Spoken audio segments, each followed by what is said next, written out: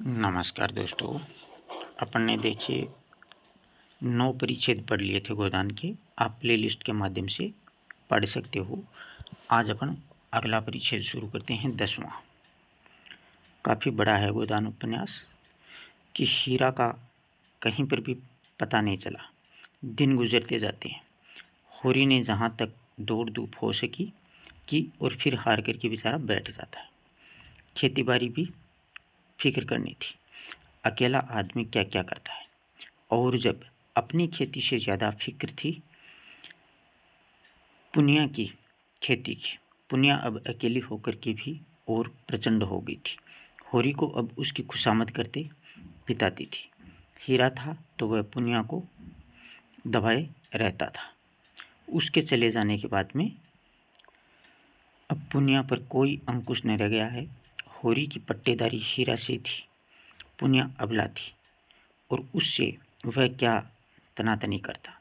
और पुनिया उसके स्वभाव से भी परिचित थी और उसकी सज्जनता का उसे खूब दंड देती थी। होरी एक सज्जन आदमी था। हैसियत खैरियत यही हुई कि कारकुन साहब ने पुनिया के से बकाया लगान वसूल करने की कोई शक्ति नहीं की। केवल थोड़ी सी पूजा लेकर के राजी हो गए। नहीं, होरी अपने बकाया के साथ उसकी बकाया चुकाने के लिए भी कर्ज लेने को तैयार था। सावन में धान की रोपाई ऐसी धूम रही थी कि मजूर न भी मिले और होरी अपने खेतों में धान न रोप सका। लेकिन पुनिया के खेतों में कैसे न रोपाई होती। होरी ने प्रहर रात भर काम करके उसके धान को रोपा।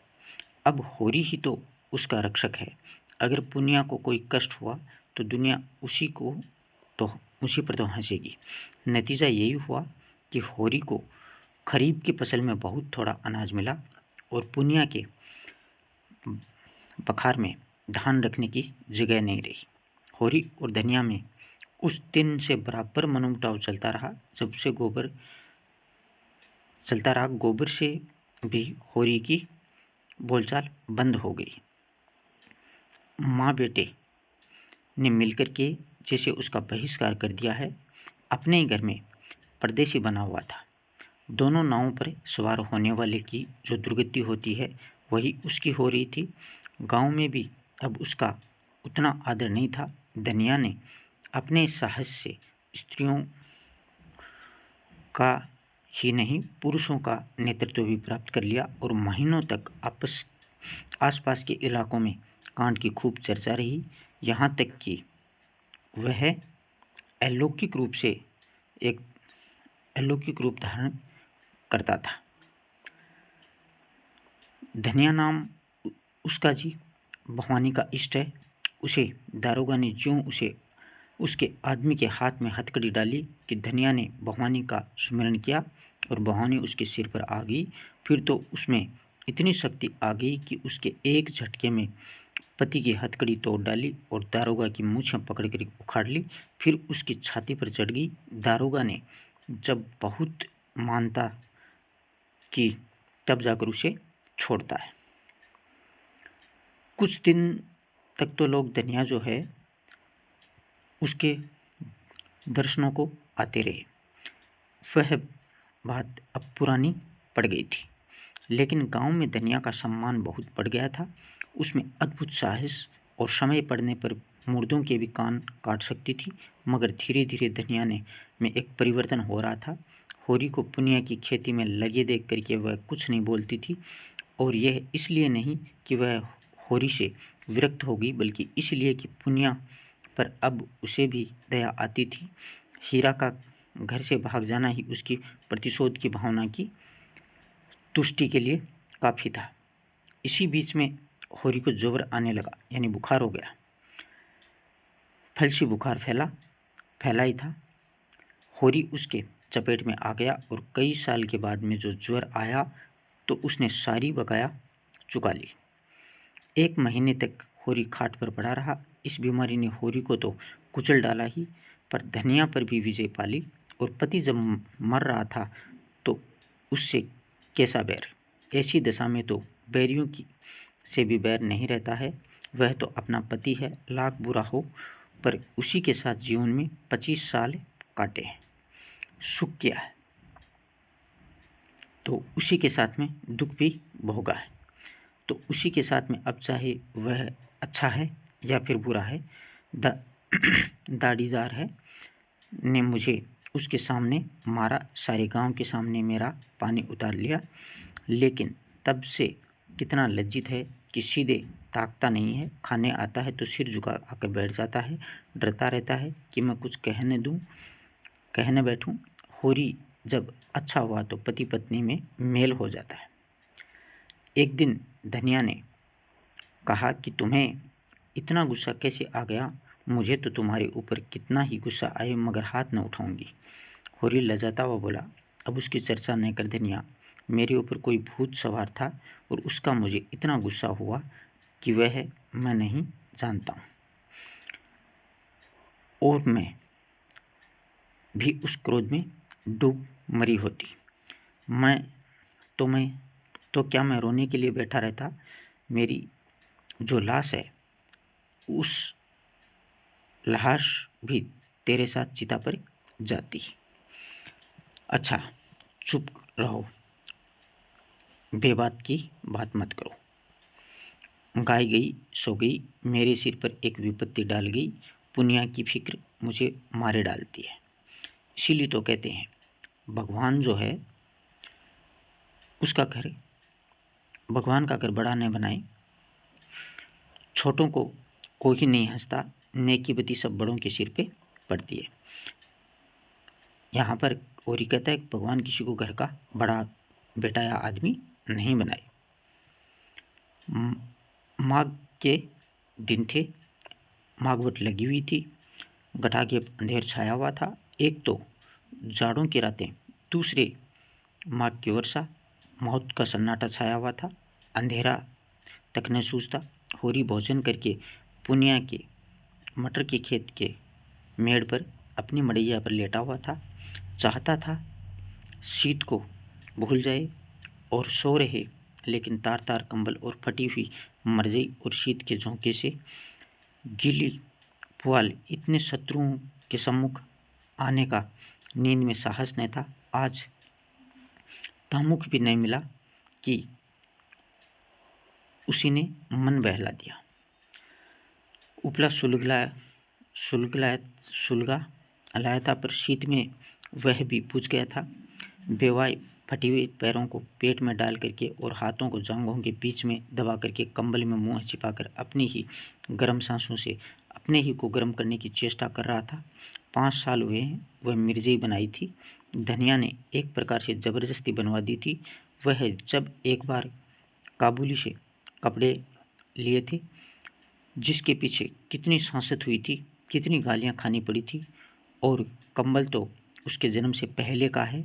बचपन में अपने ही बाप के साथ में वह इसी में सोता था।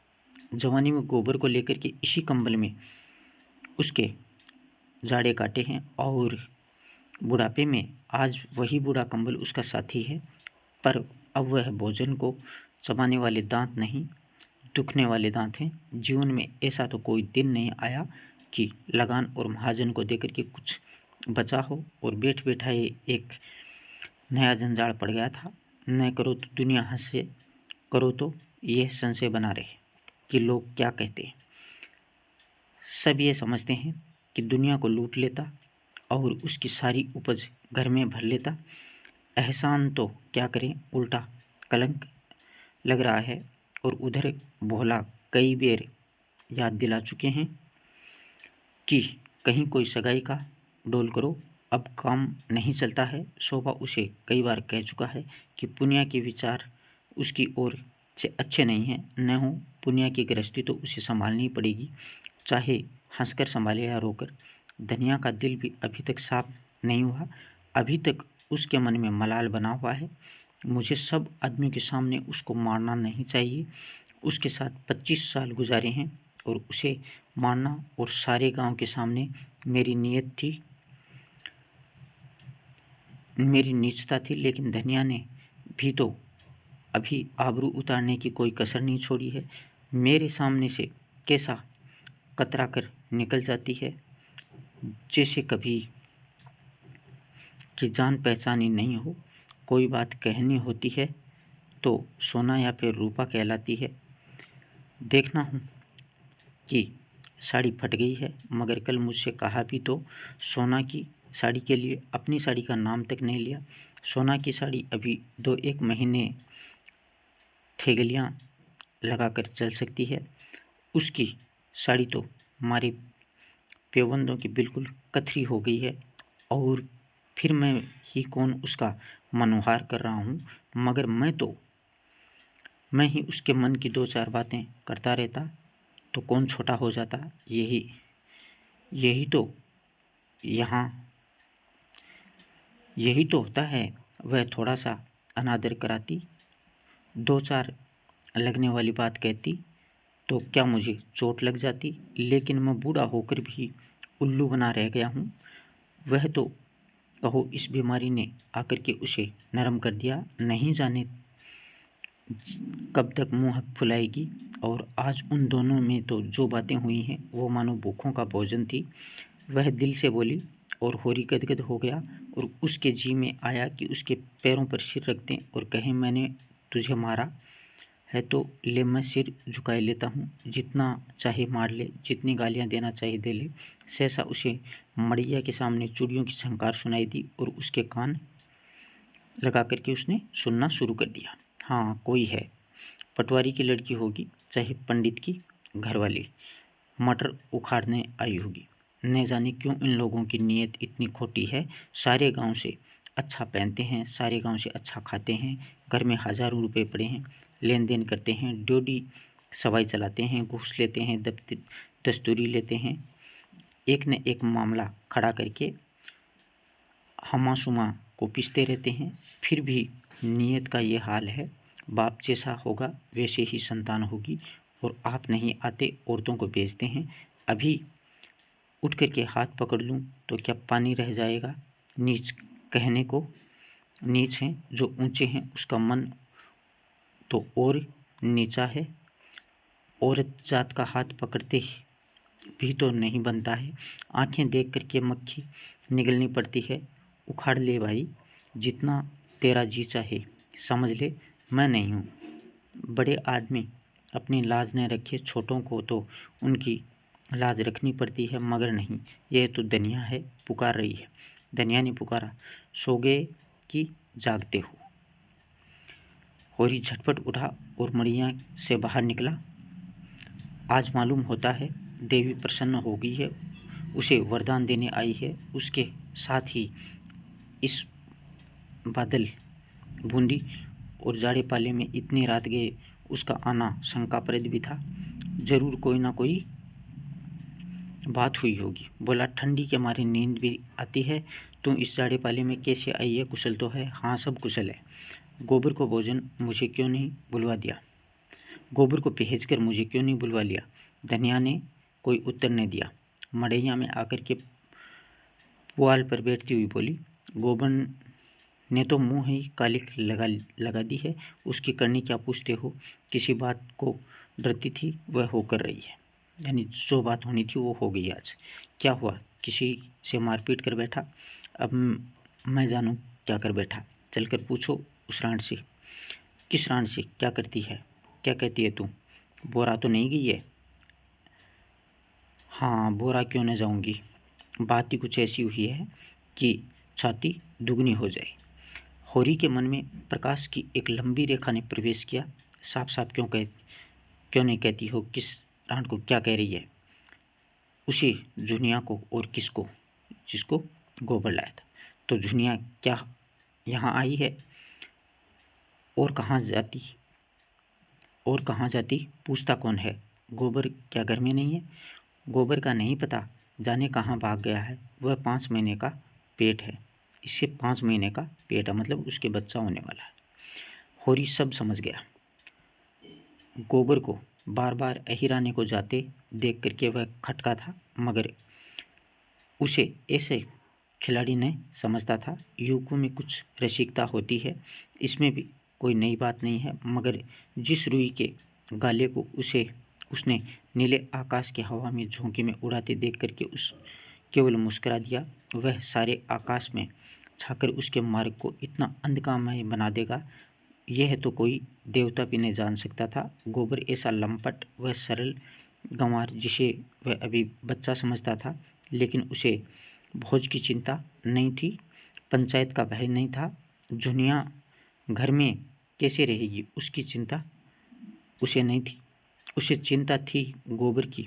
लड़का लज्जाशील है, अनाड़ी है, आत्माभिमानी है, कहीं कोई नादानी न कर बैठे। घबराकर बोला, जुनिया ने कुछ कहा नहीं, गोबर कहाँ गया? उससे कहकर ही गया होगा। जुनिया झुंझला करके बोलती है, तुम्हारी अकल तो घास खा गई है। उसकी चहेती तो यहाँ बैठी है, भाग कर जाएगा कहाँ? यहीं कहीं छुपा बैठा होगा। दूध थोड़े ही पीता है कि खो जाएगा। मुझे तो इस कलमों ही जुनिया की चिंता है कि इसे क्या करूं। अपने घर में तो मैं क्षण भर भी नहीं रहने दूंगी। जिस दिन गाय लाने गया उसी दिन से दोनों में ताक झांक होने लग गई थी। पेट नहीं रहता तो अभी बात भी नहीं खुलती, मगर जब पेट रह गया है तो जुनिया लगी घबराने और कहने लगी, कहीं भाग चलो। गोबर टालता रहा, एक औरत को साथ लेकर के कहाँ जाए? कुछ न सूझा तो आखिर जब वह सिर हो गई कि मुझे यहाँ से ले चलो, नहीं तो मैं प्राण दे दूंगी, तो बोला, तू चलकर मेरे घर में रह, कोई कुछ नहीं बोलेगा। अम्मा को मैं मना लूँगा। यह गधी उसके साथ चल पड़ी। कुछ दूर तो आगे आगे आता रहा, फिर न जाने किधर सरक गया। यह खड़ी खड़ी उसे पुकारती रही। जब रात हो गई तो वह न लौटा और भागी यहाँ चली आई है। मैंने तो कह दिया, जैसा किया है वैसा फल भोग। चुड़ैल ने लेके मेरे लड़के को चौपट कर दिया है, तब से बैठी रो रही है, उठती नहीं है, कहती है अपने घर कौन मुँह लेकर के जाऊं? भगवान ऐसी संतान से तो पांज रखे तो अच्छा है। सवेरा होते होते सारे गांव में ही काँव काँव मच जाएगी। ऐसा जी होता है माहौर खा लूँ। मैं तुमसे कह ही देती हूँ, अपने घर में नहीं रखूँगी। गोबर को रखना हो अपने घर में सिर पर रखे। मेरे घर में ऐसी छत्तीसों के लिए जगह नहीं है, और अगर तुम बीच में बोले तो फिर या तो तुम ही रहोगी या फिर मैं रहूँगी। होरी बोलता है, तुझसे बना नहीं, उसे घर में आने ही नहीं देना चाहिए था। सब कुछ कह के हार गई, टलती नहीं है, धरना दिए बैठी है। अच्छा चल देखूं कैसी नहीं हटती है, घसीट कर बाहर निकाल दूंगा। दाढ़ीजार भोला जब कुछ देर सब कुछ वो देख रहा था, पर चुप्पी साधे बैठा था। बाप भी ऐसे बेहया होते हैं। वह क्या जानता था इसके बीच में क्या खिचड़ी पक रही है? जानता क्यों नहीं था? गोबर दिन रात तुम्हारे घेरे रहता था तो क्या उसकी आंखें फट गई थी? सोचना चाहिए था नहीं कि यहाँ क्यों दौड़ दौड़ कर वो आता है। चल मैं जुनिया से पूछता हूँ ने। दोनों मुड़िया से निकल करके और गांव की ओर चले। होरी ने कहा, 5 घड़ी रात के ऊपर हो गई है। धनिया बोली, हाँ और क्या, मगर कैसे सोता पड़ गया है। कोई चोर आए तो सारे गांव को मूस ले जाए। चोर ऐसे गांव में आते हैं, धनिया के घर जाते हैं। धनिया ने ठिठक कर होरी का हाथ पकड़ लिया और बोली, देखो हल्ला नहीं मचाना, नहीं सारा गांव जाग उठेगा और बात फैल जाएगी। होरी ने कठोर स्वर में कहा, मैं ये कुछ नहीं जानता, हाथ पकड़ करके घसीट लाऊंगा और गांव के बाहर कर दूंगा। बात तो एक दिन खुलेगी ही, फिर आज ही क्यों न खुल जाए। जब मेरे घर आई क्यों जाए, जहाँ गोबर है उसके साथ कुकर्म किए हैं तो क्या हमसे पूछ कर किया था? धनिया ने फिर उसका हाथ पकड़ा और धीरे से बोली, तुम उसका हाथ पकड़ोगे तो वह चिल्लाएगी, तो चिल्लाया करे। मुदा इतनी रात गए इस अंधेरे में और सन्नाटे रात में जाएगी कहाँ? यह तो सोचो। जाए जहाँ उसके सगे हैं, हमारे घर में उसका क्या रखा है? हाँ लेकिन इतनी रात गए घर से निकलना उचित नहीं है। पाँव भारी है, कहीं डर जाए तो आफत होगी। ऐसी दशा में कुछ करते डरते भी तो नहीं बनता है। हमें क्या करना है, मरे या फिर जिए, जहाँ चाहे जाए, क्यों अपने मुंह में कालिख लगाऊं, मैं तो गोबर को भी निकाल कर बाहर करूँगा। धनिया ने गंभीर चित्ता से कहा, कालिख तो लगनी थी, वह तो अब लग चुकी है, वह अब जीते जी नहीं छूट सकती। गोबर ने नौका डुबा दी है। गोबर ने नहीं डुबाई है, इसी ने, वह तो बच्चा है, इसके पंजे में फंसकर पंजे में आ गया है। किसी ने डुबाई, अब तो डूब तो गई। दोनों द्वार के सामने पहुंच के सहसा धनिया ने होरी के गले में हाथ डाल करके कहा, देखो तुम्हें मेरी सौं है, उस पर हाथ न उठाना, वह तो आप ही रो रही है, भाग की खोटी न होती तो यह दिन ही क्यों आता। होरी की आंखों में आर्द्र हो गए, आंखें वो आर्द्र मतलब गीली हो गई। धनिया का ये मात्र स्नेह उस अंधेरे में भी जैसे दीपक के समान उसकी चिंता जर्जर आकृति को शोभा प्रदान करने लगा, और दोनों ही हृदय में जैसे अतीत यौवन में सचित हो उठा। होरी को इस वीत यौवन में भी वही कोमल हृदय बालिका नजर आई जिसने 25 साल पहले उसके जीवन में प्रवेश किया था, और उस आलिंगन में कितना अथाह वात्सल्य था जो सारे कलंक, सारी बाधाएं और सारी मूलबंद परंपराओं को अपने अंदर समेट लेता है।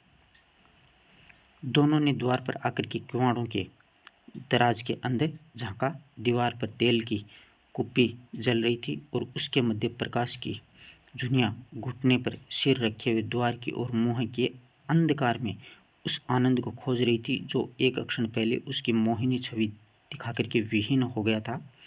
वह आफत की मारी व्यंग्य बाणों से आहत और जीवन के आघातों से व्यथित किसी वृक्ष की छाया खोजती फिरती, और उसे एक भवन मिल गया था जिसके आश्रय में वह अपने सुरक्षित और सुखी समझ रही थी। आज वह भवन अपना सारा सुख विलास लिए आलीदान के राजमहल की भांति गायब हो गया था, और भविष्य का विकराल दानव के समान उसे निगल जाने को खड़ा था।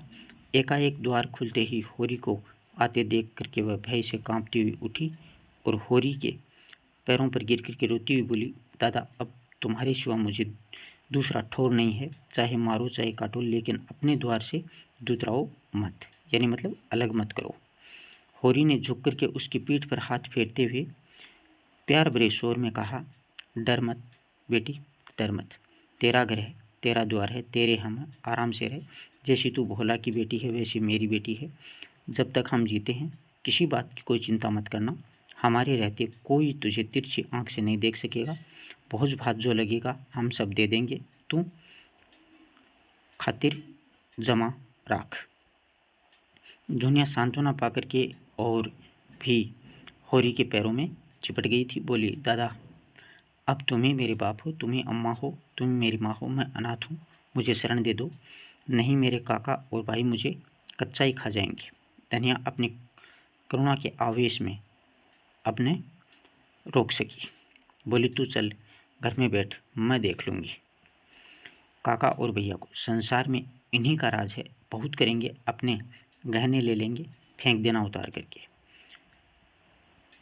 अभी जरा देर पहले ही धनिया क्या है, धनिया ने क्रोध के आवेश में दुनिया को उल्टा और कलंकिनी और कलमुहीन न जाने क्या क्या कह डाला था। झाड़ू मार करके घर में निकाले जा रही थी। अब जो दुनिया के ने स्नेह, क्षमा और आश्वासन से भरे ये वाक्य सुने, होरी के पांव छोड़ करके दुनिया के पैर से लिपट गई, और वही साध्वी जिसे होरी के सिवा किसी पुरुष को आंख भरकर देखा भी न था और इस पापिष्ठा को गले लगाए उसकी आंखें पहुंच रही थी, और उससे त्रस्त हृदय को अपने ही कोमल और शांत कर रही थी, जैसे कोई चिड़िया अपने ही बच्चे को पैरों में छिपाई बैठी है। होरी ने धनिया को संकेत किया कि इसे कुछ खिला पिला दे, और दुनिया से पूछा, क्यों बेटी, तुझे कुछ मालूम है गोबर किधर गया है? दुनिया ने सिसकते हुए कहा, मुझे तो कुछ नहीं कहा, मेरे कारण तुम्हारे ऊपर यह कहते कहते उसकी आवाज़ में आंसुओं में डूब गई और होरी अपनी व्याकुलता न छिपा सका। जब तूने उसे देखा तो कुछ दुखी था, बातें तो हंस हंस कर रहा था। मन का हाल भगवान जाने। तेरा मन क्या कहता है? गांव में है कि कहीं बाहर चला गया? मुझे तो शंका है कहीं बाहर चले गए। यही मेरा मन कहता है। कैसी नादानी की है। उसके दुश्मन थोड़े ही थे। जब भली बुरी कोई बात हो ही गई तो उसे निभानी पड़ती है। इस तरह भाग करके उसने हमारी जान आफत में डाल दी। धनिया ने जुनिया का हाथ पकड़ करके अंदर ले जाते हुए कहा, कायर कहीं की। उसकी बाहें पकड़ी। उसका निबाह करना चाहिए कि मुँह की कालिख लगा करके भाग जाना चाहिए। अब जो आए तो घर में बैठने न दूँ। होरी ने पुआल में लेटा। गोबर कहाँ गया? यह प्रश्न उसके हृदय आकाश में किसी पक्षी की भांति मंडराने लगता है। अब गोबर होता है वो घर छोड़ करके भाग जाता है। नेक्स्ट परिच्छेद देखते हैं 11वां। ऐसे साधारण कांड गाँव में जो कुछ हलचल मचना ही था, यानी असाधारण कांड हो गया था गांव में कि एक लड़की को वो पेट से कर गया और भाग गया घर छोड़ के। वह मचा और महीनों तक मचता रहा। जुनिया के दोनों भाई लाठियां लिए गोबर को खोजते फिरते थे और भला ने कसम खाई थी कि अब न जुनिया का मुँह देखेगा और न इस गाँव का। होरी ने उसे अपनी सगाई की जो बातचीत की थी वह अब टूट गई थी। अब वह अपनी गाय के दाम लेंगे और नगद, और इसमें विलंब हुआ तो होरी पर दावा करके उसका घर द्वार नीलाम करा देंगे। और गांव वालों ने होरी की को जाति से बाहर कर दिया। कोई उसका हुक्का पानी नहीं, न उसके घर पानी पीता है, यानी हुक्का पानी बंद करवा दिया।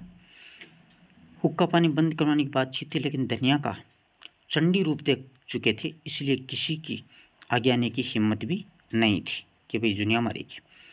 जुनिया ने सबको सुना सुना कर कह दिया कि किसी ने उसे पानी भरने से रोका तो उसका और अपना खून एक कर देगी। इस ललकार ने सभी के पीते पानी कर दिए थे। सबसे दुखी है दुनिया, इसके कारण ये सब उपद्रव हो रहा है और गोबर की कोई खोज खबर नहीं मिलना इस दुख को और ज़्यादा दारुण बना रहा था। सारे दिन मुँह छिपाई घर में पड़ी रहती है। बाहर निकले तो चारों ओर से व्यंग्य बाणों की ऐसी वर्षा हो कि जान बचाना मुश्किल हो जाए। दिन भर घर में धंधे करती रहती है और जब अवसर पाती तो रो लेती है।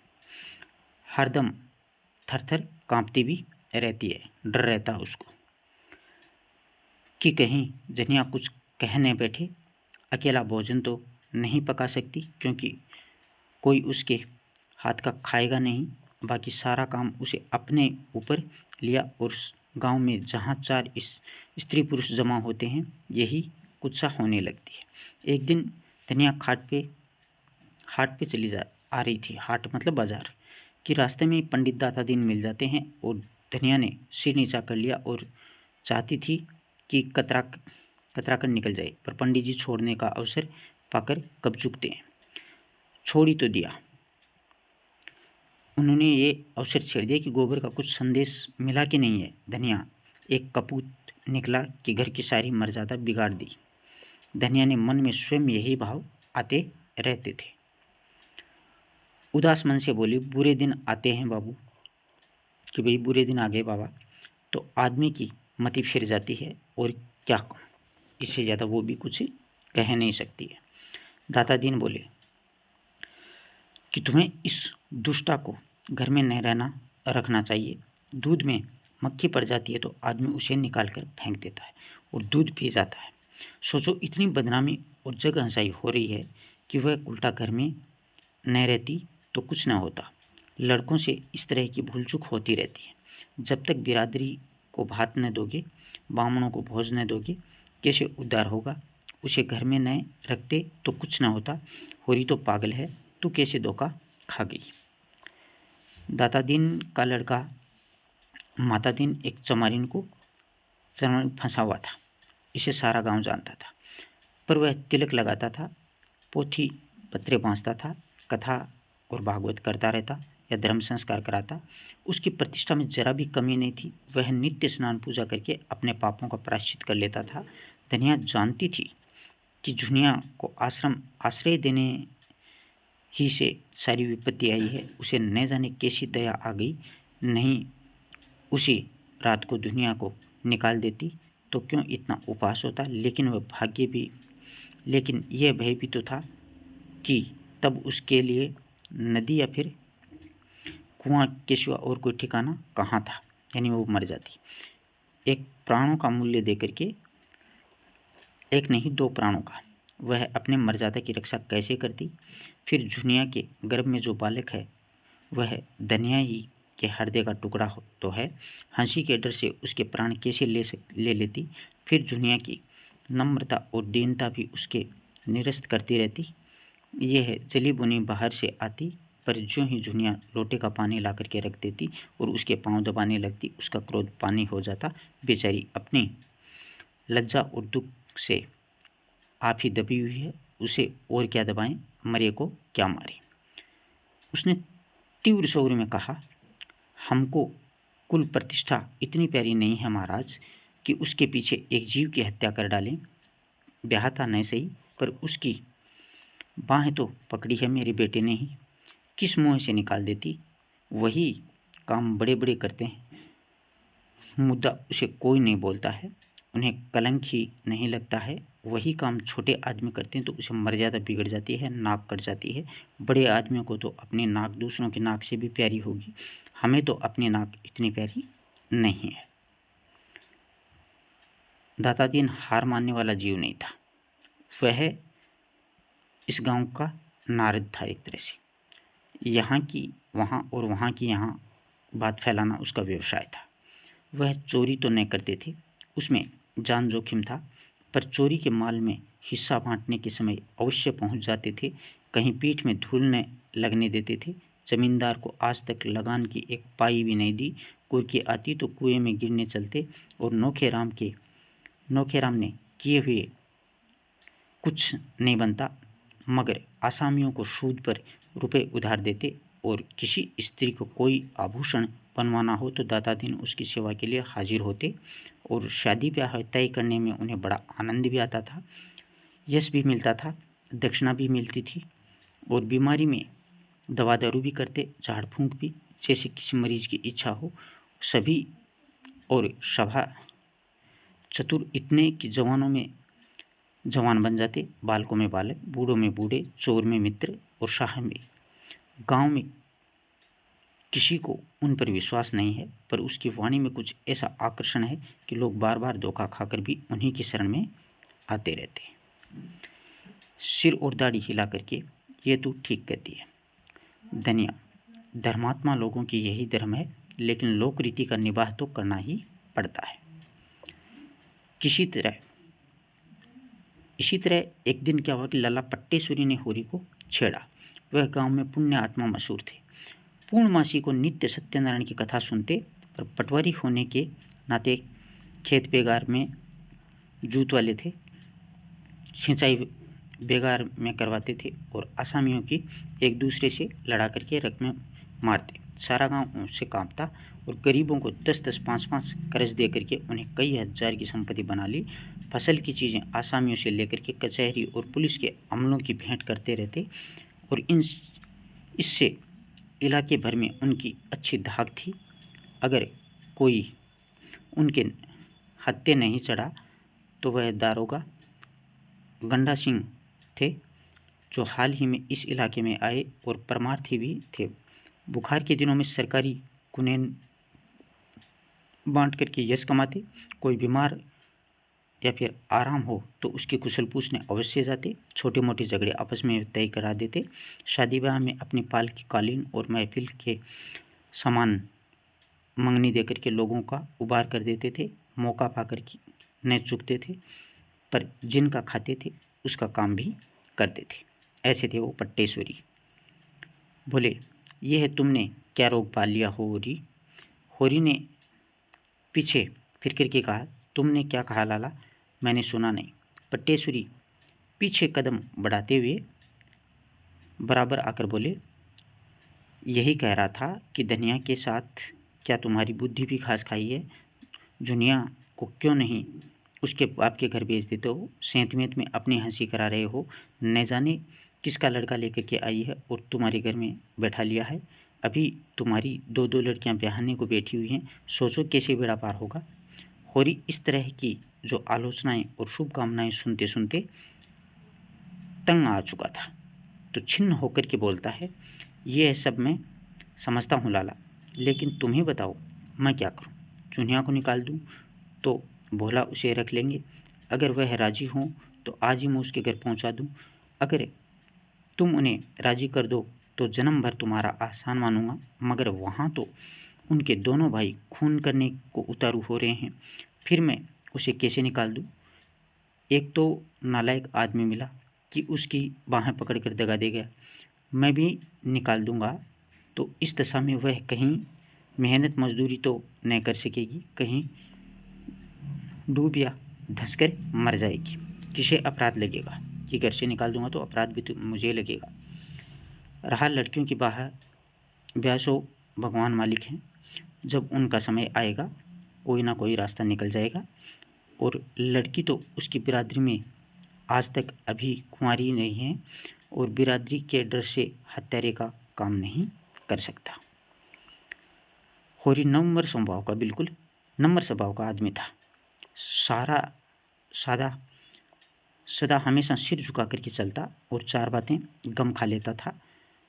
हीरा को छोड़कर गांव में कोई उसके अहित नहीं चाहता था, पर समाज इतना बड़ा अनर्थ कैसे सह लेता है, और उसकी मुटमर्दी तो देखो कि समझाने पर भी नहीं समझता है। स्त्री पुरुष दोनों जैसे समाज को चुनौती दे रहे हों कि दें, कोई उनका क्या कर लेता है तो समाज भी दिखा देगा कि उनकी मर्यादा तोड़ने वाला सुख की निंद्रा नहीं सो रहे हैं।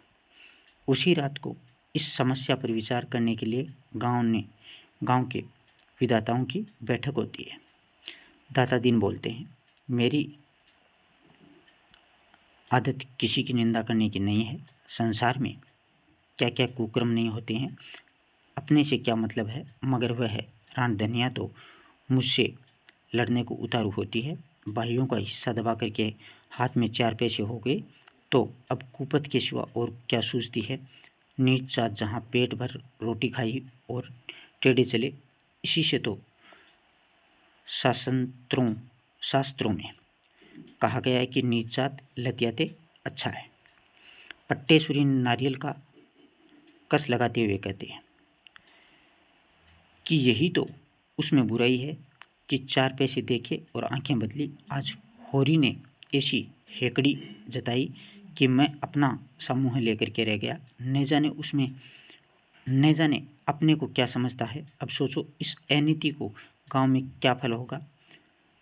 जुनिया को देख करके दूसरी विधवाओं का मन बढ़ेगा कि नहीं, आज भोला के घर में ये बात हुई है, कल हमारे तुम्हारे घर में भी होगी। समाज में भय के बल से चलता है। आज समाज का आकस जाता रहे, फिर देखो संसार में क्या क्या अनर्थ होने लगता है।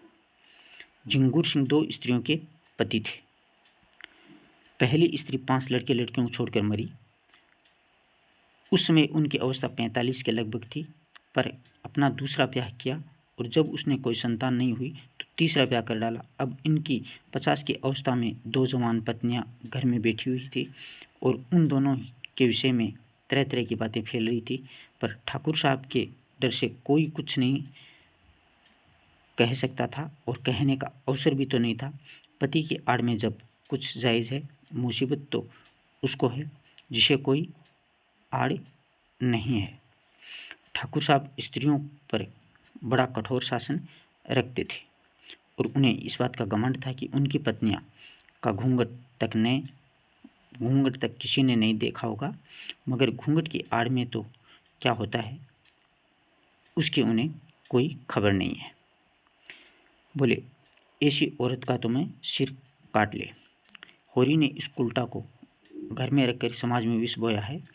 ऐसे आदमी को गांव में रहने देना सारे संसार को भ्रष्ट करना है। राय साहब को उसकी सूचना देनी चाहिए, साफ साफ कह देना चाहिए, अगर गांव में यह अनीति चली तो किसी की आबरू सलामत न रहेगी। पंडित नौखेराम कारकुन बड़े कुलीन ब्राह्मण थे। उसके दादा किसी राजा के दीवान थे, पर अपना सब कुछ भगवान के चरणों में भेंट करके साधु हो गए थे। उसके बाप ने भी राम राम की खेती में उम्र काट दी। नोखे राम ने भी वही भक्ति तरके में पाई है। प्रातःकाल पूजा करने बैठ जाते हैं और 10 बजे तक बैठे राम नाम लिखा करते हैं, मगर भगवान के सामने से उठते ही उनकी मानवता इस अनुरोध से विकृत होकर के उसके मन, वचन और कर्म सभी को विषाक्त कर देती है। इस प्रस्ताव में उसका अधिकार का अपमान भी होता है। फूले हुए गालों में धसी हुई आंखें निकाल करके बोले, इसमें राय साहब से क्या पूछना है, मैं जो चाहूँ कर सकता हूँ। लगा 200 रुपये, 200 रुपये डांड। अपना गांव छोड़ करके भागेगा, इधर बेदखली भी दायर किए देता हूँ। पट्टेश्वरी ने कहा, मगर लगान तो बेबाक कर चुका है। झिंगूर सिंह ने समर्थन किया, हाँ लगान के लिए ही तो हमसे 30 रुपये लिए हैं।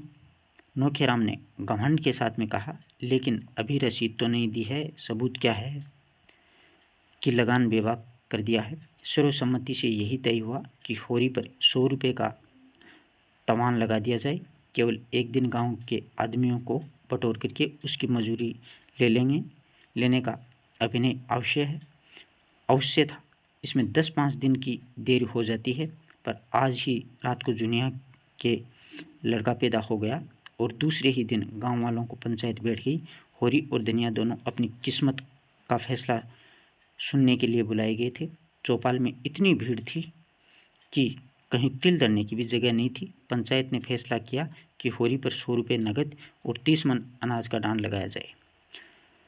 धनिया जो थी वो भरी सभा में रुआंसा कंठ से बोली, पंचों गरीबों को सता करके सुख न पाओगे, इतना समझ लेना। हम तो मिट जाएंगे, कौन जाने इस गांव में रहें या न रहें, लेकिन मेरा श्राप तुमको भी जरूर लगेगा। मुझसे इतना कड़ा जरीबान इसलिए लिया जा रहा है कि मैंने अपनी बहू को क्यों अपने घर में रखा है, क्यों उसे घर से निकालकर सड़क की भिखारी नहीं बना दिया। यही न्याय है न पट्टेश्वरी, वह तेरी बहू नहीं है हरजाई, वो बोलता है। होरी ने धनिया को डांटा, तू क्यों बोलती है। धनिया, पंच में परमेश्वर रहते हैं, उनको जो न्याय है वह सिर आंखों पर है। अगर भगवान की यही इच्छा है कि हम गांव छोड़कर भाग जाएं तो हमारा क्या बस है। पंचों, हमारे पास जो कुछ भी है वह अभी खलियान में है, एक दाना भी घर में नहीं आया है। जितना चाहो ले लो, सब ले लेना, चाहे सब ले लो, हमारा भगवान मालिक है। जितनी भी कमी पड़ी उसमें हमारी दोनों बैल भी ले लेना, यानी बैल भी देने को तैयार थे। धनिया ने दांत काट करके बोलती है कि मैं एक दाना न अनाज दूंगी, न एक कोड़ी। डांड जिसमें बूता हो चलकर मुझसे ले, अच्छी दिल लगी है। सोचा होगा कि डांड के बहाने इसकी सब जेजात ले लो और नजराना लेकर के दूसरों को दे दो, बाग बगीचा बेच करके मज़े से तरमाल उड़ाओ। धनिया ने जीते जी ये नहीं होने का, और तुम्हारी लालसा तुम्हारे मन में ही रहेगी। हमें नहीं रहना है बिरादरी में रहकर हमारी मुकुट ने हो जाएगी। अब भी अपने पसीने की कमाई खाते हैं और तब भी अपने पसीने की कमाई है वो भी खाएंगे। होरी ने उसके सामने हाथ जोड़ के कहा, धनिया तेरे पैरों में पड़ता हूँ, तुम चुप रहे। हम सब बिरादरी के चाकर हैं और उसके बाहर नहीं जा सकते हैं। वह जो डांड लगाती है उसे सिर झुका करके मंजूर कर, नक्कू बन करके जीने से तो गले में फांसी लगा लेना अच्छा है। आज मरें जो बिरादरी की तो इस मिट्टी को पार लगाएगी, बिरादरी ही तारेगी तो तरेंगे। पंचों, मुझे अपने जवान बेटे का मुंह देखना नसीब न हो, मगर मेरे पास में खलियान में अनाज के सिवा और कोई चीज़ भी नहीं है। मैं बिरादरी से दगा नहीं करूँगा। पंचों को मेरे बाल बच्चों पर दया आए तो उनकी कुछ परवरिश करे, नहीं मुझे तो उनकी अजना पालनी है। धनिया जल्ला करके वहाँ से चली जाती है और होरी प्रहर रात तक खलियान से अनाज ढो करके झिंगूर की चौपाल में ढेर करता है। 20 मन जो था, 5 मन गेहूँ और इतना ही मटर, थोड़ा सा चना और तिलहन भी था। अकेला आदमी और 2 गृहस्थियों का बोझ। यह जो कुछ भी हुआ धनिया के पुरुषार्थ से हुआ है। जुनिया भीतर का सारा काम कर लेती है और धनिया अपनी लड़कियों के साथ में खेती में जुटी रहती है। दोनों ने सोचा था कि गेहूँ और तिलहन से लगान की एक किस्त अदा हो जाएगी और हो सके तो थोड़ा थोड़ा सूद भी दे देंगे, जो खाने में काम आ जाएगा। लंगे तंगे 5-6 महीने की बात है, कट जाएंगे। जब तक ज्वार, मक्का और सावां धान के दिन आ जाएंगे, वह सारी आशा मिट्टी में मिल गई। अनाज तो हाथ से गए ही 100 रुपये की गठरी और सिर पर लद गई थी। अब भोजन का कहीं ठिकाना भी नहीं था। गोबर का क्या हाल हुआ भगवान जाने, न हाल न हवाल। अगर दिल इतना कच्चा है तो ऐसा काम ही क्यों किया, मगर होनहार को कौन टाल सकता है। बिरादरी का वह आतंक था कि अपने ही सिर पर लाद करके अनाज ढो रहा था, मानो अपने ही हाथों अपनी कब्र खोद रहा था। जमींदार और साहूकार, सरकार, किसका इन सब का इतना रोब था कि कल जो बाल बच्चे क्या खाएंगे, इनकी चिंता प्राणों को सोख लेती है। पर बिरादरी का भय पिशाच की भांति सिर पर सवार अंकुश लिए जा रहा था। बिरादरी से पृथक जीवन की वह कोई कल्पना भी नहीं कर सकता। और शादी ब्याह, मुंडन, छेदन, जन्म मरण सब कुछ बिरादरी के हाथ में है। बिरादरी उसके जीवन वृक्ष की भांति जड़ जमाए हुए थी और उसकी नसें उसके रोम रोम में बंधी हुई थी। बिरादरी से निकल करके उसका जीवन विशृंखल हो जाएगा, तार तार हो जाएगा, ऐसे दिमाग में आ रहे थे होरी के। तभी खलियान में कुछ 1.5 मन जो रह गया तो धनिया ने दौड़ करके उसका हाथ पकड़ लिया और बोली, अच्छा अब रहने दो, दो तो चुके बिरादरी को, यानी दे तो चुके बिरादरी को लाज।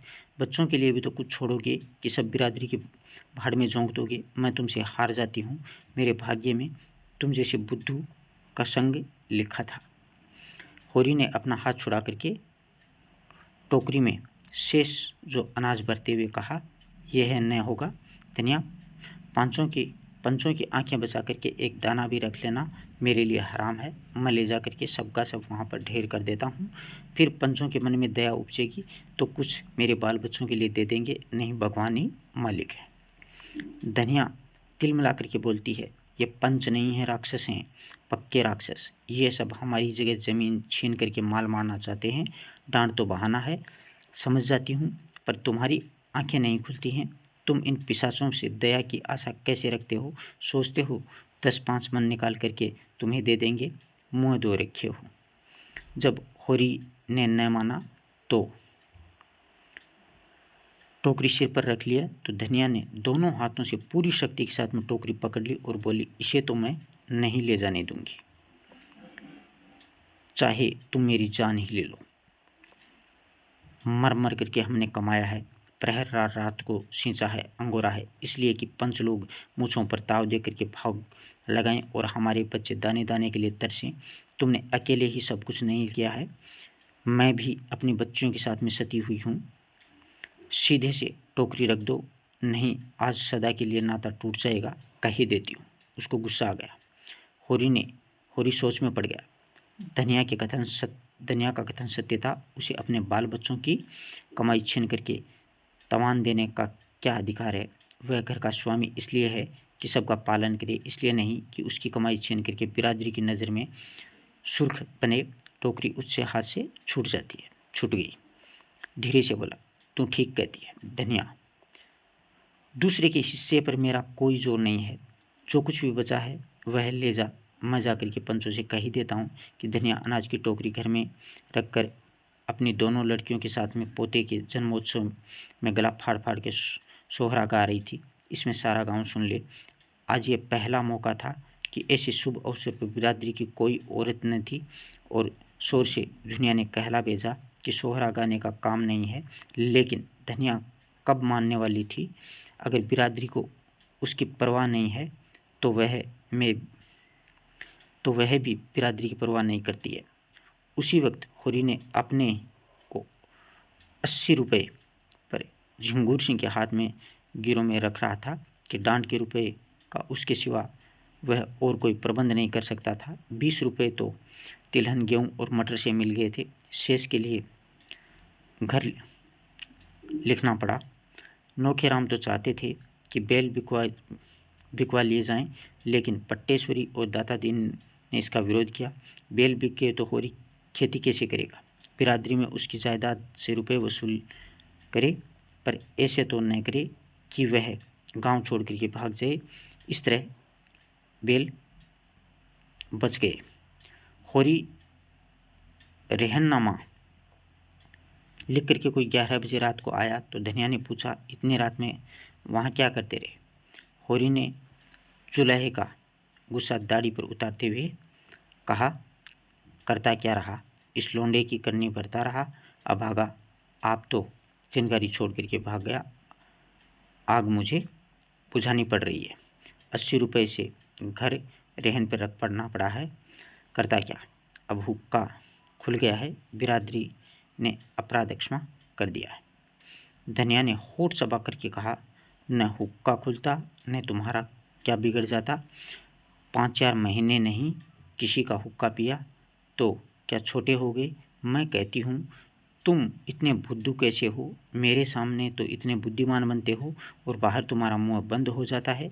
ले दे के बाप दादों की निशानी एक घर बचा था, आज तुमने उसका भी वारा न्यारा कर दिया है। इसी तरह कल यह 3-4 बीघे ज़मीन है और इसे भी लिख देना और तब गली गली भीख मांगना। मैं पूछती हूँ तुम्हारे मुँह में जीभ नहीं थी कि उन पंचों से पूछते, तुम कहाँ के धर्मात्मा हो जो दूसरों पर डांड लगाते हो फिरते हो? तुम्हारा तो मुँह है, देखना भी पाप है। होरी ने डांटा, चुप रह, बहुत चढ़ न बोल। बिरादरी के चक्कर में अभी पड़ी नहीं है, नहीं मुँह से बात न निकलती। धनिया उत्तेजित हो जाती है। कौन पाप किया है मैंने जिसके लिए बिरादरी से डरे?